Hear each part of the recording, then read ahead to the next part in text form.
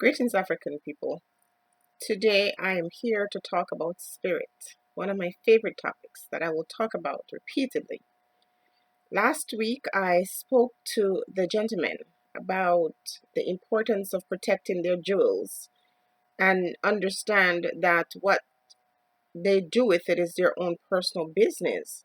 But who they choose to share this special thing with is something that should not be taken for granted. And today I am appealing to the female. Today is your turn. And I want to shed some light on this topic of spirit. How important it is for us to allow spirit to come out of us, and how important it is for us to recognize when spirit is speaking to you and when spirit advises you or give you instruction on what to do in life, that you don't disobey. Had a conversation with my sister and we talked about that very topic, and she said, it's very important to meditate, to spend time alone, to tap into that spirit. So as a young girl, I had a series of dreams that involved a lion, and I'm not going to go into details with it today, but those dreams stayed with me, and over the years I have now come to understand that it was a spirit used in the form of a lion to teach me some lessons. We all know when men look at women, for the most part, they first look at the physical. They look at the physical beauty. So many times I've had men tell me that I am beautiful. But the thing about it is, when a guy tells me that I'm beautiful, I don't receive it the way a lot of women receive it. And oftentimes I don't really address it. I might just say thank you and move on from there. But the thing is, for me, when someone says I'm beautiful, I have a series of questions that I want to ask. How do you know that I'm beautiful? What makes me so beautiful? And 9 out of 10 times, it's going to be the physical traits that people are talking about. That's not the beauty that I care for. Because, we all know that there are some beautiful women. Even as a female, you can't deny it. And some of these beautiful women are so wretched that when they open their mouth or when they do certain things, it make you see how ugly they are on the inside. There are many beautiful women who have been used to destroy people's lives, male or female. So we have got to now tap into the spirit when we want to see true beauty. Because it doesn't matter how beautiful that person is, male or female, if that person has an ugly spirit, that beauty is more destructive than anything else. So as we talk about the spirit, I wanted to look at this, ladies.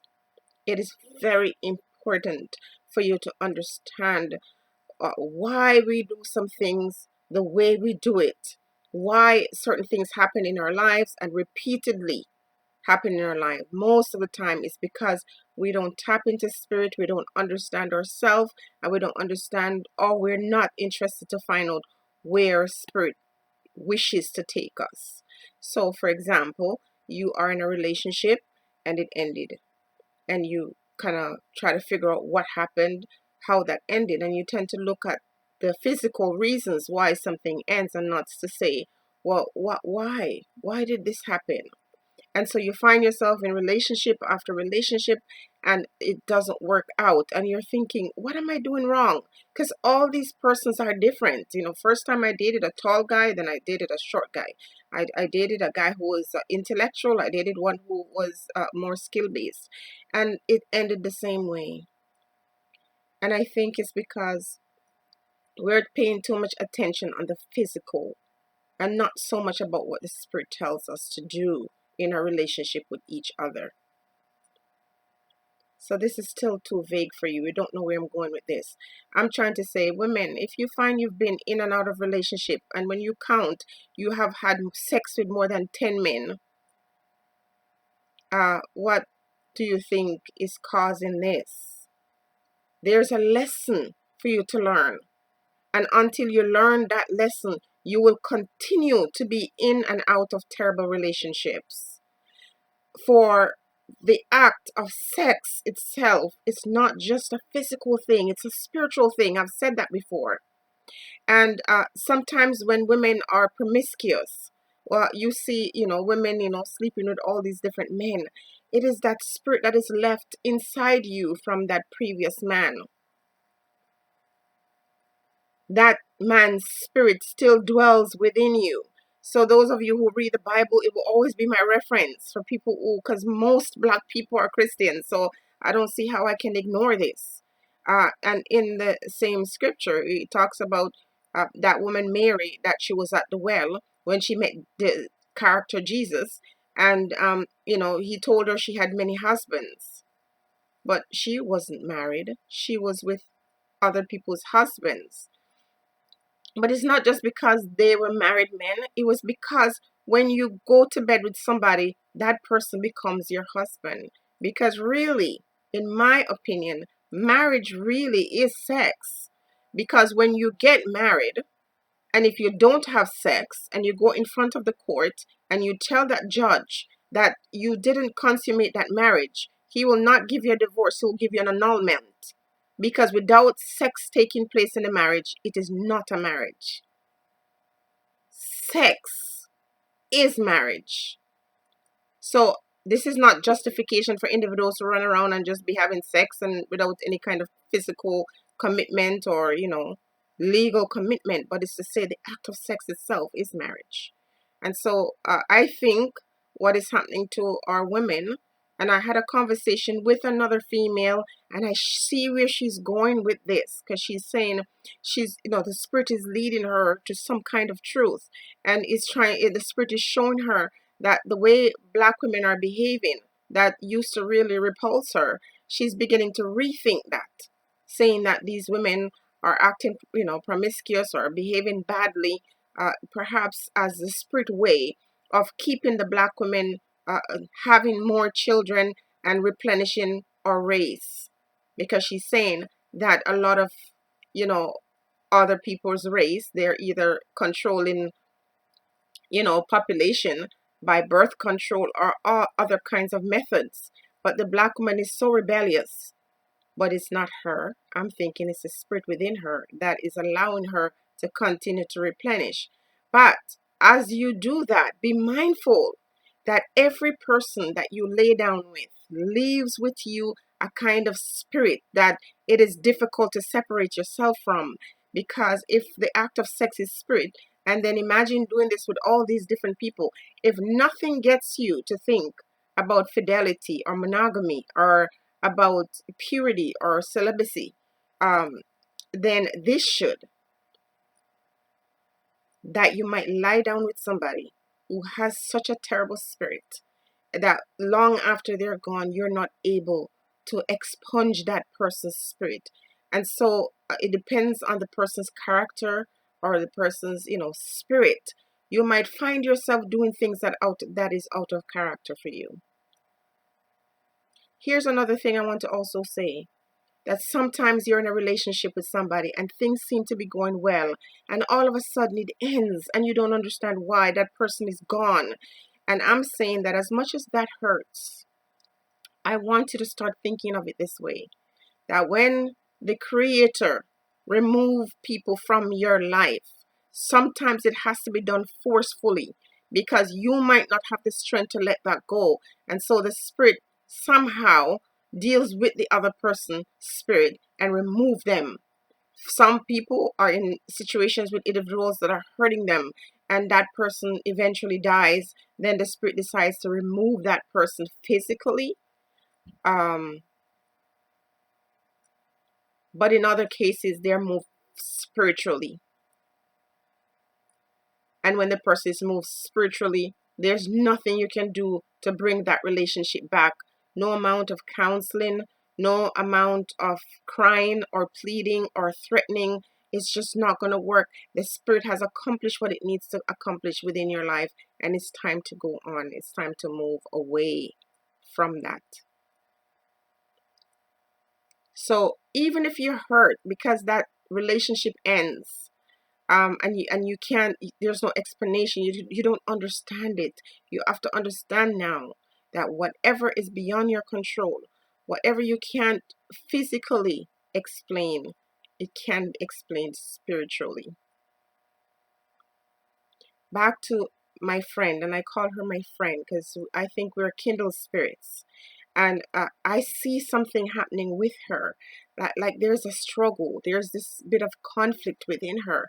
But what it is spirit preparing her for something that is greater than she even understand right now. We have to be able to listen. We have to be able and be willing to do whatever spirit asks us. If we realize that this spirit, because there are more than one spirit, there are spirits that dwell around us, that will speak to you and ask you to do things that your conscience tell you is wrong. There's a difference, and you can know the difference. But ladies, stop holding on to things that are removed from you, things that you're not meant to have. Sometimes the relationship comes to serve one function, and it's to teach you a lesson. And because you don't learn that lesson, you repeat it, repeat it, repeat it. It's going to be repeated until you get it. Believe me, it's happened to me. And because of that, now I am very leery. Sometimes my spirit tells me something, and the human being need is to always do, we are unruly, we're rebellious by nature, and so we tend to resist what spirit wants us to do. Promiscuity is a sign of rebellion within a person based on past experiences and sometimes wrongs done to that person, but that desire to just go to bed with somebody that you don't know, just fall in bed. And I'm telling you, if we continue to do this, if we continue to engage in these physical relationships with persons that we don't know, based on weaknesses, because that's what it is all about. And I know within our community, within the African community, men are encouraged to be promiscuous, and women are forced to be promiscuous sometimes because of economic needs. But until we're able to tap into spirit, we will never become a strong nation or a strong people. Until we understand that what we see on the outside is just a camouflage, and that true beauty comes from within every person. I have seen some individuals that people would not consider beautiful, but when they open their mouth, they bless you so much. They have this pure, clean spirit. That is what true beauty is. It is not physical. Otherwise, when the person face looks deformed and you don't see it because their inside is so beautiful, that shows you that the beauty, as they would say, is more than skin deep. It is not. Some people say beauty is skin deep, but beauty is really what comes from inside. And so if somebody says I'm beautiful, I say thank you. But um, beauty, I'm hoping that I can become the most beautiful woman based on the kind of work that I do, the kind of service that I provide, in the sense of community building, loving relationship with human beings. Hopefully, that's what I would want, because every critique I have of somebody who is unkind, who is not, beautiful in a spiritual way, that critique doesn't mean that I don't love all men. I love all people. I am just not obsessed with loving people the way society tells us we have to love them. Like, let them abuse us, let us turn our other cheek. But as a human being, I wish no evil for anybody. And I hope and pray that all the experiences in my past will not bring me to a place where I become evil. To me, that is true beauty. To recognize evil in somebody and call them for what it is, but do not allow the evil that you expose yourself to, or evil that comes to you uninvited, to cause you to become ugly. We bless African people. Think on these things.